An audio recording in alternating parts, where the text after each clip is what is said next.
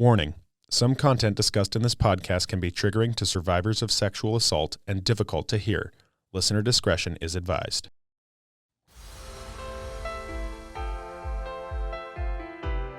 Welcome to the Redemption Podcast with your hosts, Staci and Julia.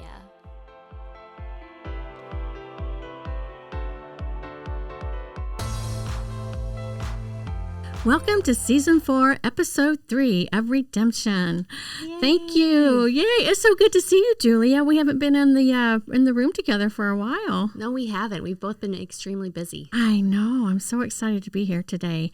Our guest today is Ari Burdan. She is a senior at the Matsu Middle College, and I am so excited for the topic that we are going to speak about today. But before we get there, I would like to talk about the golf tournament that's coming up on July 19th. It's going to be at Settlers Bay Golf Course, and it's going to be a wonderful time. This is our 4th annual one, and as you've been there, Julia, you know how much fun and crazy that time can be.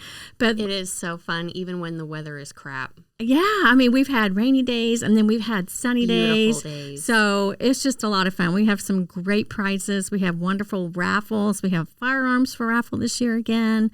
So if you want to come and join us, just reach out to Staci at my house, and I can help get you signed up with teams or sponsorships. Get your golf on. That's right.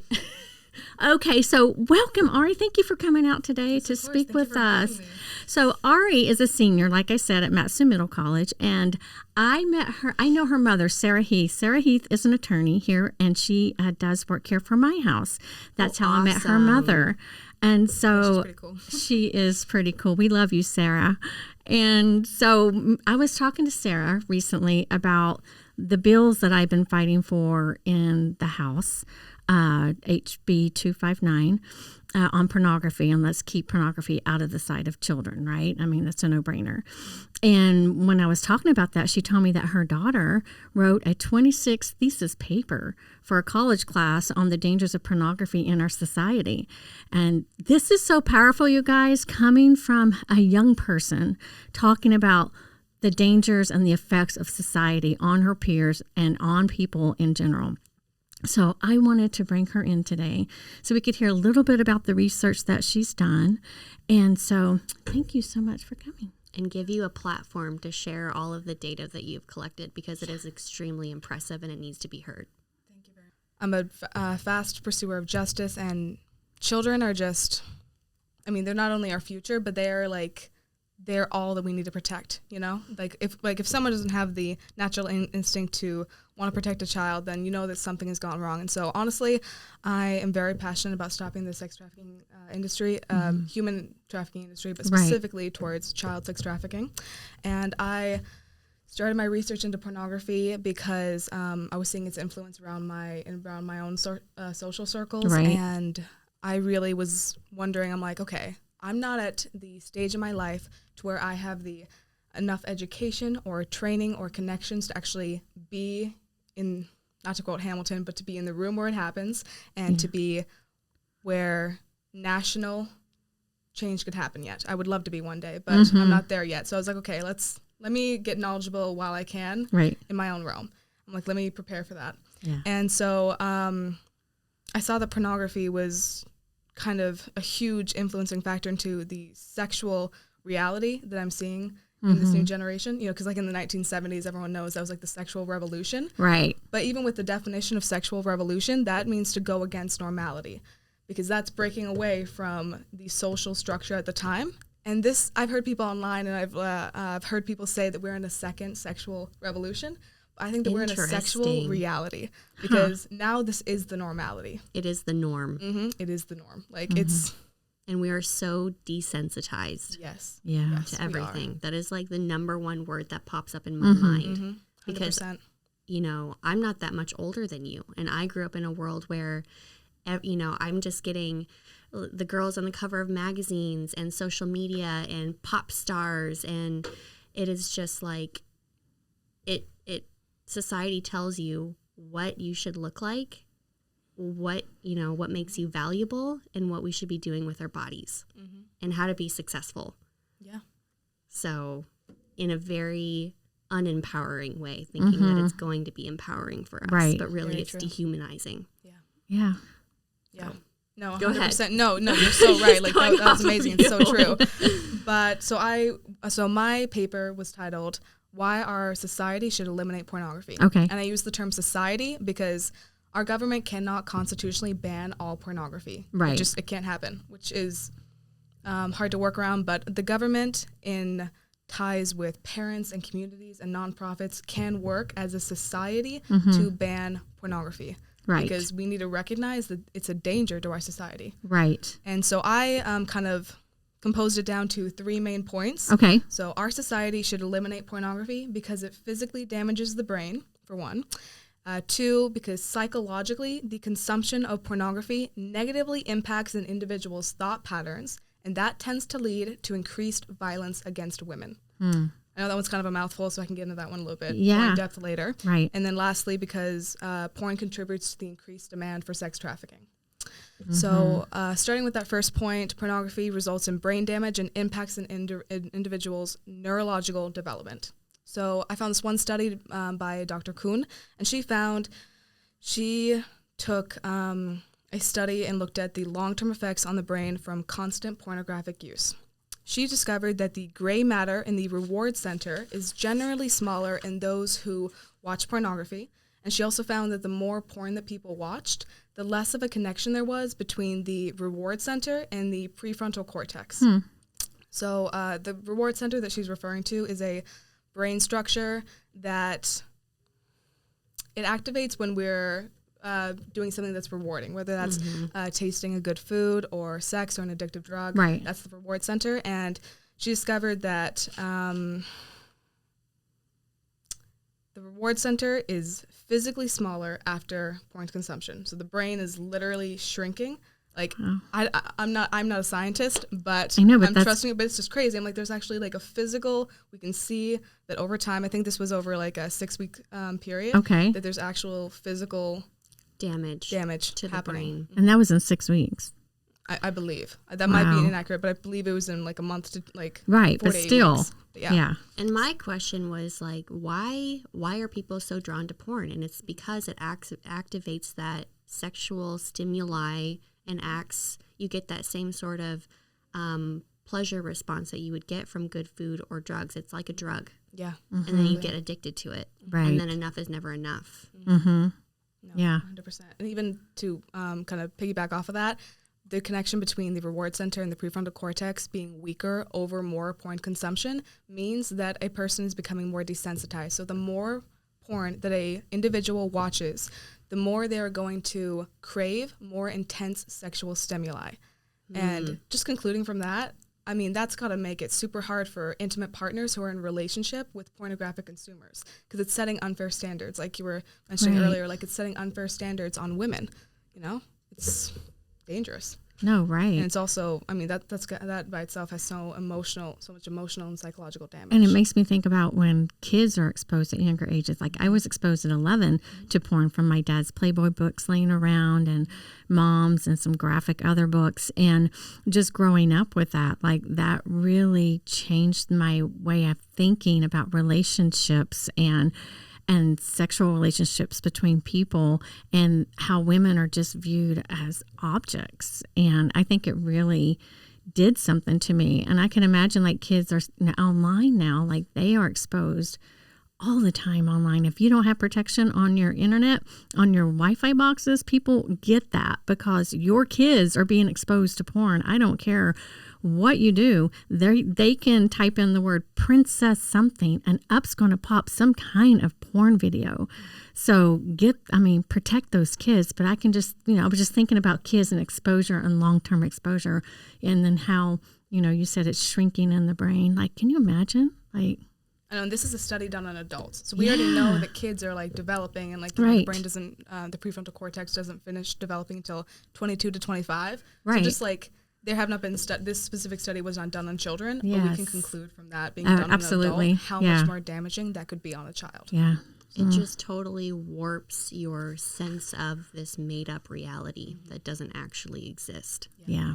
So true. And what was your second point? My second point was that consuming pornography is, it psychologically creates a new thought pattern that leads to increased violence against women. And so to starting off with that, I actually found this one psychological theory, and this was back from the 1960s, created by an Aaron Beck. It's called the cognitive triangle. And so what this cognitive triangle is kind of split up into is it's like a triangle. So it's the connection between our thoughts, our feelings, and our behavior. And how it works is basically our thoughts affect how we feel, and then what someone feels affects how they behave, and what someone does affects how they think. And this is kind of how all of those are in relationship. Right. And so when applying that cognitive triangle to pornography, we can see how consuming pornography can lead to increased violence against women. Right. So starting off from that, we have to conclude that pornography is overwhelmingly violent. And some studies to kind of back that up is that, so Fight the New Drug is a nonprofit organization, and they have a bunch of studies after doing an analysis of pornographic media. And one of those studies states that 88.2% of the scenes analyzed contained physical aggression, while 48.7% of the scenes contained verbal aggression. Another one was done by Dr. Gloria Cowan, and she viewed degrading depictions of women among a variety of pornographic films, and she found that 51% of them contained rape scenes. Another concept to kind of go off of that specifically is rape myth acceptance. And what rape myth acceptance is basically the idea of a woman ultimately enjoying the experience of the rape and that being perceived. And I believe that pornography not only welcomes but encourages rape. Right. Yes, I do too. And rape is never acceptable, and honestly, never. The acceptance of rape is the objectification of women, I would say. I like that's a powerful statement. Say that again. Hold on, wait. Rape acceptance is the objectification of women. Yeah. I couldn't put it more clearly. Right. Yeah.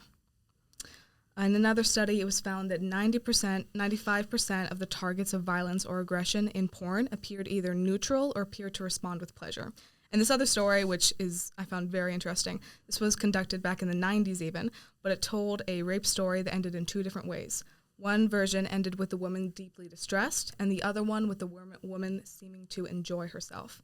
And these stories were identical in every way except for the woman's reaction at the end. However, the college students who were watching this video, they perceived the raped woman as having a greater desire to have sex, and they preferred the story and viewed it more positively when the story depicted the woman as enjoying the rape. And they thus then were more accepting of what the man had done. Right. I don't even know what to say to that. I mean, when I have two questions. Do you know, I don't remember if you said what year this study was done, and if there's any... 1991. Oh, okay. And if there's any information on who were the, are these all views by men? Are they men and women who are viewing the porn, or is it just anonymous? That's interesting. I don't actually know. I'm gonna assume I know that it said there's a few of these studies that in my paper that specifically said men and women, but I'm assuming mainly men, because the conclusions I remember from this when I was reading an analysis of this study, it said at the very end the men so right. That would make me believe there was only men that were being analyzed. Yeah, because if I was a woman and I had to watch that, I could never watch that. And so for me, on the man side, watching that, it feels like a control thing. Like I could only take pleasure in seeing somebody else be hurt if it made me feel like I was in control. Because that's just, I mean, you get later in your study, and you'll probably talk about it, but when you're viewing porn, your brain doesn't know the difference between what you're watching and what you're feeling, or like as if it were the same experience as doing it. You're right. Mirror neurons, which we all have, they cannot what we observe when we observe an action, we are having the same reaction for when we do an action, and that is a huge point in what I believe. And I will get to that later. You're right, but that fact. I mean, we all have mirror neurons. That is a scientific fact. That I believe is a huge standing for how pornography contributes to the sex trafficking industry. You know, because that's how we lead into a consumer wanting to actualize what they've only been visualizing up to that point. Right. I found where I was back off on that. And so cognitive science holds that what a person experiences or what they do influences how they think. And so thus, when someone watches porn, it affects their thinking. Specifically, watching porn, which contains absurd amounts of violence, leads to negative changes in the attitude and perspective of the viewer. So this is where we're kind of seeing it link back into the cognitive triangle again. Okay. Those that indulge in consuming pornographic materials are undertaking psychological conversions, whether they consciously realize that or not. In an experimental trial done back in 2013, I believe, it was found that increased past pornography consumption was significantly correlated with less egalitarian attitudes towards women and more hostile sexism. So it's honest. I mean, again, like, it's not the consumer's fault. This is happening whether they consciously realize it or not. Right. It's just, this is what pornography does to the brain and to a person's mind, you know, which affects what they do. Right. Yes. And which in turn affects the relationships. Like, how can they have a great intimate relationship with a wife or partner or whatever when they're expecting this, you know, aggression? They're thinking that's normal. I mean, it has to affect relationships, right? 100%. Yes, absolutely. I mean, this is... I dated a guy for I wouldn't even call it dating because I got out of it so fast, but he told me he was addicted to porn, and he had a very weird perception of reality. I don't really know even how to articulate it. Right. So. Yeah, actually I actually have okay, that just totally reminded me of another story that I found. Okay, so so a New York Magazine journalist interviewed one Amy Sohn. I don't know exactly how to say her last name, but and she told her dating experience with a man named Steven who regularly watched porn. He would continuously put unattainable expectations on her. He would critique her actions as she was pleasuring him, and then compare her to a woman from a pornographic website. And finally, he would resort to his computer for sexual pleasure if she was not interested or said no. Could you imagine? Oh.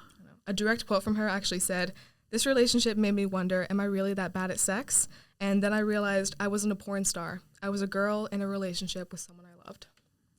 She's just kind of like, oh, that hit. I'm like, that's sad. Yeah.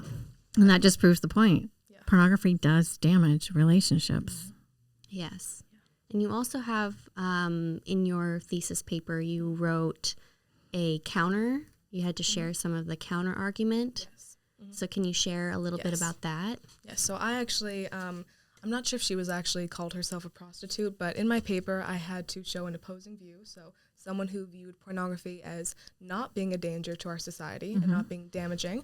And she went over a lot of points, but a lot of them were kind of, the one that I was like, okay, that's actually, other than my research on it physically damages the brain, it creates new thought patterns, which leads to violence against women and sex trafficking. Other than those three, which my standing on those kind of already took down some of her points, but the one that I was like, okay, I actually have to look at this a little bit more, this is her direct quote, and her name is Royale. She worked in sex services. Okay. And she said, "Pornography can reboot a couple's sex life or help you get in touch with what turns you on. With the availability of porn online, it's possible to sample enough porn quickly that you don't have to find yourself watching wall-to-wall hardcore sex if it's plot-driven erotica that appeals to you. You're only a victim of bad porn if you let yourself be. And a word about sex or porn addiction, I don't believe in it. Unlike a chemical substance like opioids, you can't become addicted to sex or porn. You can become a compulsive viewer. In this case, it's not the porn that's the problem, it's the compulsive personality." Okay, it's been proven that there are sex addicts out there, like research, like medically. And it's been proven by researches that you are bringing that you can become addicted to porn. Yeah. Like a drug. Like a drug. Mm-hmm. So her point that she believed that viewing the explicit porn would help couples reach out and discover new sexual desires and stuff, that is a very unlikely outcome. I mean, it's possible. I'm not going to 100% refute that, but it's very, very unlikely. Instead, couples, I would suggest, like, try counseling, new communication techniques, or new experiences to try to repair any tearing in their relationship. But not pornography. It's not a reliable solution to a relationship's problem. There you go. It's not a reliable, sustainable solution. Exactly. Because it might, it might work for a little bit, but I'm like, it's just... Right, but then it's just never enough. It's never enough. And there's help. Just like a drug. There's therapy out there. Like, you can go to couples therapy. You can figure this out. Yeah. Like, you're not hopeless. But again, this goes back to the unfair objectification and unfair standards put on women by pornography itself, by the industry itself. By the industry, yeah. This one quote, This one quote says that exposure to sexual and even semi-sexual material from the internet, magazines, and television is associated with stronger notions that women are sex objects or sexual commodities. Oh, I knew that when I was 11. Yeah. Men who view pornographic films will start to view women as objects and neglect to take into consideration their personality and their rights as a human being.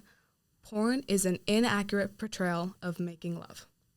It's not what it is. Right. It's violent, and it can be under the category of sex, but it is not making love. And it's not empowering. And it's not empowering. Nope. And what is it teaching our young people, our young teenagers, our young adults, you know? It's teaching young people to have this warped perception about what empowerment looks like. Because I know when I was young, I looked at, the pop stars and the, girls making money on OnlyFans and girls making money doing this. And I was just like, dang, I was like, that looked attractive to me. It looked like freedom. It looked like me being desirable, successful, and all of these things. And in my own experience, being an insecure, vulnerable young woman, I ended up putting myself in a lot of dangerous situations, right, and positions to be harmed. And it's only after doing a lot of healing that I can see now in hindsight where none of that was empowering. I'm more than just a pretty face and what I look like. I have so much more that I bring to the table. Amen. Than what another man thinks of me. You're not just this. No, you're not just this. And that feels great. I deserve to feel great in my body. For you. And feel, yes. Whatever. For you. But that's not a purposeful, fulfilling way to live my life and put my own self-worth on myself. So, I don't know. That's just a little tangent. And you are a human being and you have value as that rather than being an object used for sexual use. You have so much more that you bring to the table, girl. Yeah. Other than,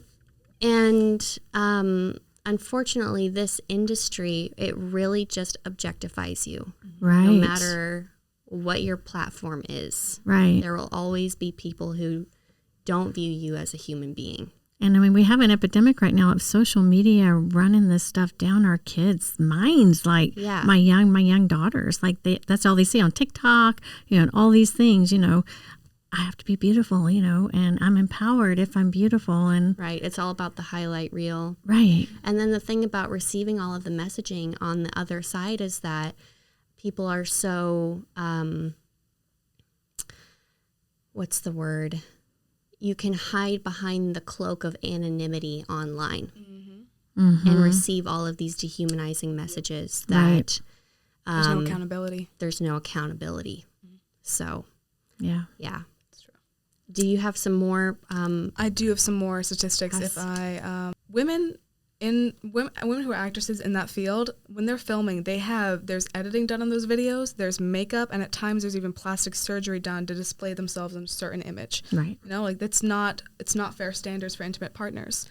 Those factors alone do not address the scripting of pornographic films, which the actress has scripted dialogue, actions, and reactions to whatever the male does that she performs for the purpose of creating a sexual fantasy for the viewer. Right. So again, going back to that story from Amy when she was dating that guy and she was realizing, she's like, well, I'm not a porn star. Like, I'm not bad at sex. I wanted to be loved. I didn't want to, you know. Yeah. Like, it's sad. I'm like, that's just a really good point on going back to that. But another thing that I thought about is that on the viewer side, the opposite of addiction is connection, right? Right. And if you're addicted to porn or any other substance or, you know, whatever it is, it's very isolating. Mm-hmm. There's no connection. That's interesting. I haven't heard that before. To the human spirit when you're, I don't know, addicted to porn or viewing that as an ideal sexual standard. Right. When we connect more in our relationships and learn what healthy love looks like, I think that's when the real healing happens. Mm-hmm. So it's just another thing that I thought about. Yeah. That's true. It's beautiful. Yeah. So, sorry, that was really good. That was really good. But, so pornography desensitizes men. It objectifies women, but it also, because you said this word earlier, and I want to loop back to that, it dehumanizes women. And there are 2 studies that I found that I'm like, oh, that blows my brain. Okay. So one of them was conducted by a Dr. Fisk. And so they used brain scans to show that when straight men looked at pictures of women in bikinis, areas of the brain that normally light up in anticipation of using tools, like screwdrivers, were activated.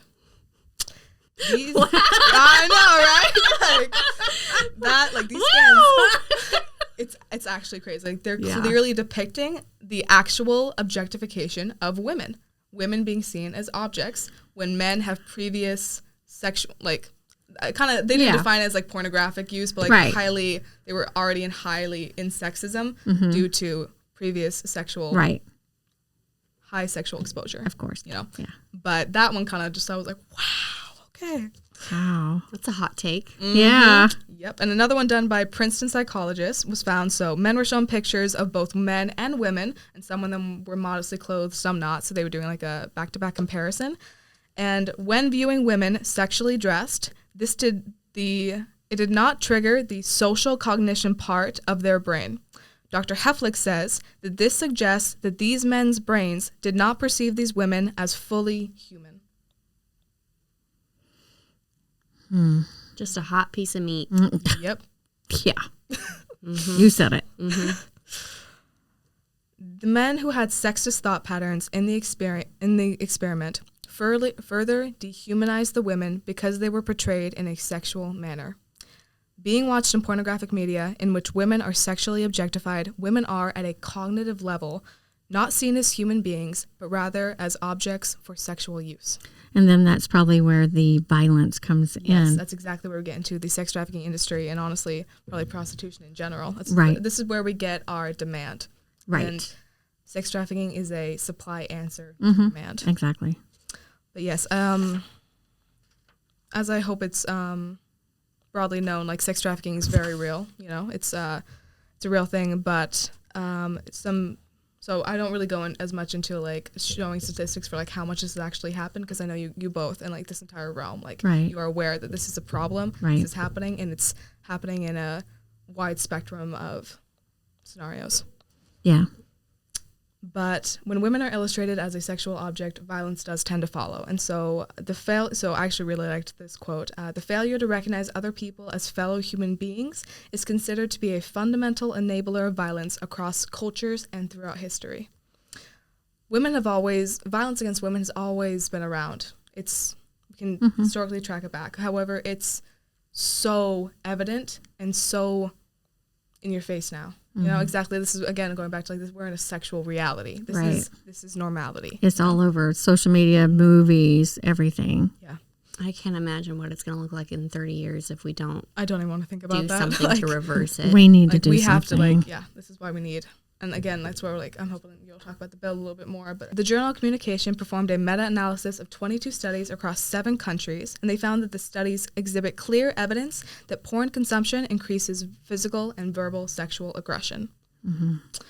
Pornography does not directly result in violence against women, but it is a fueling factor for the sex trafficking industry. Mm-hmm. And I'm wording it like that because, I mean, unless you take away, like, you're going to go into the argument of, like, what's actually happening to the actress in the film, like, lots of people argue that it's not a direct, but this is why we're going over like the psychological conversions. That's why we're going into the cognitive triangle, because it's a factor, even though there's not that direct line to prove it. Even in pornography, you can't prove that the actors in there are not actual victims of sex trafficking. The National Center on Sexual Exploitation is now looking into OnlyFans, because there are cases coming up that, and we all know this, but they're now getting to the cases that are coming up, that there are victims of sex trafficking in there, victims who are under 18. And so,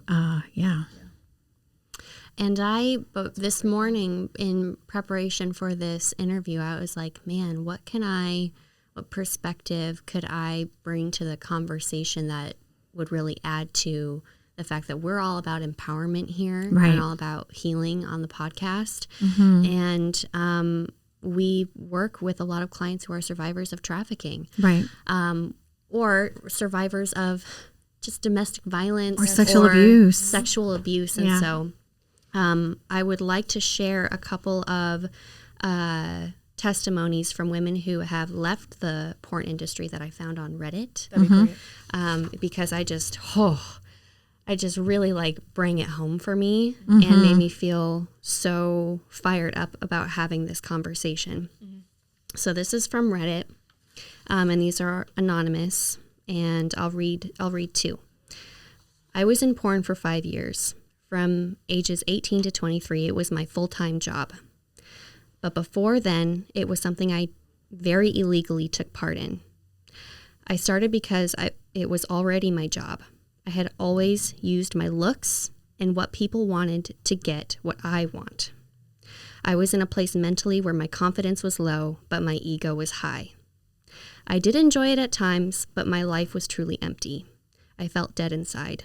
Something I now know was depression. I couldn't trust anyone. I thought that the only thing I was good for was sex and being an object. People could and did abuse me because it was normal and I would just take it. I was raped multiple times by big names in the industry on camera. The videos were sold and are still online despite my protests throughout filming. Anyway, it got worse and I finally decided that anything would be better. So 3 years later, I'm training to be a nurse and working with people with learning disabilities, and I couldn't be happier. Good for her. So this is a story where it describes this girl initially got into it. However, there's different scenarios in which people get into this, and it's never a straight line. You don't just get into it. You're usually exposed to other things, and then things just kind of lead that way. And, maybe there is an empowering aspect at first, but then things tend to go too far. And then all of a sudden you get that empty, bottomless pit inside your stomach. Like, I am nothing. And it just warps your perception of yourself. Right. And then this person finally had enough and she got out. And that is the hardest thing to do. That is the hardest step that I think women have to take in any dangerous situation, right, is how to get out safely. So, and then the last testimony I will read is, I was in the bondage industry for 10 years. My ex-boyfriend had gotten me into it when I was 23. Basically, I was young and dumb and trying to appease my newfound love. And he had suggested that I had the right look to be a bondage model. What that entailed usually was being tied up on camera, and various acts would follow. So many things I agreed to just because I wanted to please my boyfriend and make it as a big time name in the industry. Of course, the more I stayed and participated, the more I felt like I was losing every shred of dignity that I had. I was having things done to me that I wasn't really into, and the pay really wasn't worth it, what I had to endure. I gained a small following of fans, and the only things that they would write and comment to me were void of any sympathy. I would constantly receive messages from men who wanted to rape me, wanted to kidnap me, wanted to do so many disgusting things to me. I just grew more and more detached from everything. I finally left back in 2016 because I couldn't handle it anymore. She finally left. My boyfriend had left me and cheated on me while I was doing it, or while I was leaving, and that just ultimately made me say forget it, and I left it all. It was a lot of work for a little reward. It made me hate myself for what I was doing. Yes, the videos are still out there for millions of people to see, but I don't bother fighting the higher powers to remove them. I just want to move on from that regretful chapter of my life. It was not worth it, and I've worked so hard to love myself and love my body again. Wow. I know. I was like, wow, I was like, wow, that's, jeez. So that leads into something that I want to add to that, Julia, because I was looking for resources, and there is a group out there called Take It Down which would be National Center for Missing and Exploited Children, takeitdown.ncmec.org. And if you have explicit online images online and they were taken before you were the age of 18, this group can help you get those offline. Wow. Now, there's another group out here called stopnc2.org. It's Stop Non-consensual Intermate Image Abuse. Is operated by Revenge Porn Helpline. It helps people who want to remove online explicit images taken when they were older than 18. With an over 90% removal rate, the RPH has successfully removed over 200,000 individual non-consensual intimate images from the internet. That's so awesome. If you're out there and this has happened to you, there's hope. I will put these links in our podcast at the bottom so you can have these and reach out and you can get those images off. So here is a great resource for you. And also, can I just go into I have been going to Juneau, and I have been advocating for HB 265. It's an act of changing the term child pornography to child sexual abuse material. Let's call it what it is. Children cannot consent to sex or porn or anything, so it's child sexual abuse material. And on March 14th, let's see who was it, Senator Keel, Myers, Hughes, Jackson, Merrick, Bjorkman, they moved and asked unanimous consent to be shown as cross-sponsors on House Bill 265. Without objection, it was so ordered. So House Bill 265 was read for the first time and referred to the State Senate Affairs and the Senate Judiciary Committee. If you want to protect children, if you want to have there's another bill out there, and I can't believe I don't have the bill number in front of me, but there's a bill out there that they want to stop children having access to porn, meaning let's make the distributors of porn put age verifications on their sites.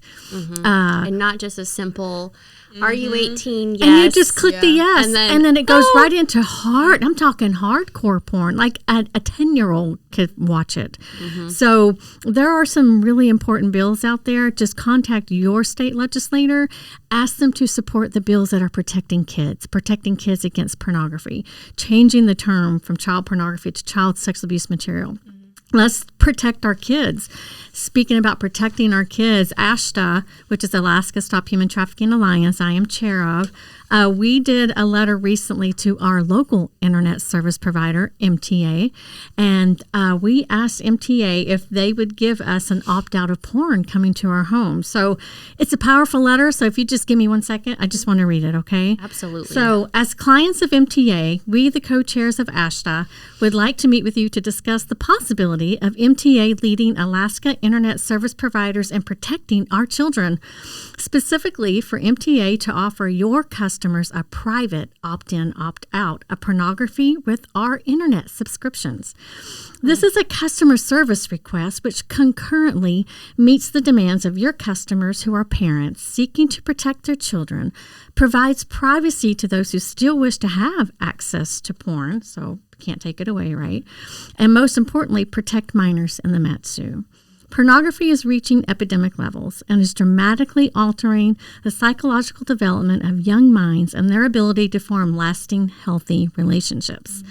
Pornography is portable and unrestricted 24/7. This unfiltered access is dangerous to our children and our society.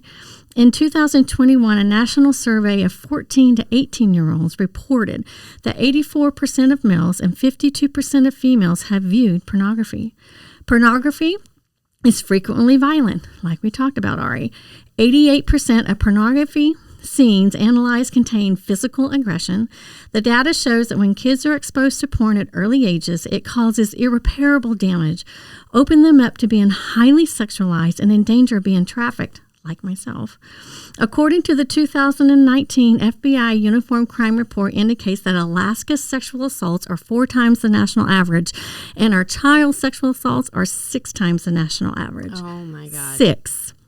Also, 59% of women in Alaska have experienced violence, and that number climbs upwards to like 90% in some of our villages, and I want to think it's probably like 100% by now. Pornography is difficult to limit access to. Parents, we bear the burden to protect our kids from pornography. Compelled to keep their kids safe, parents are spending hundreds of dollars on subscriptions and devices and filters to stop porn coming on their kids' laptops and phones. Even a child not actively searching for porn is unsafe, as even innocent search words often bring up unsolicited pornography images and videos. With the constantly evolving sites, access points, and technology, it is extremely costly and nearly impossible for parents to fight this onslaught alone. You know what? It's time for the community to come alongside our parents and step up and protect our kids. In the UK, they have offered this service for over a decade using the ISP web filters. These web filters are crucial in protecting young users from harmful online content. ISP web filters are implemented by broadband service providers in the United Kingdom. They automatically block access to websites containing sexually explicit, violent, or dangerous content. These filters operate at the network level, affecting the entire internet connection, regardless of the device being used. Most major ISPs offer web filtering as a default feature. By implementing these filters, the United Kingdom has created a safer digital environment for its young users, protecting them from harmful exposure to adult content. Comprehensive default filtering capability does already exist. It is already in use. We are asking that MTA provide a no-cost, default, extensive filtering service where adult customers could then privately choose to opt in to the unfiltered adult content coming in.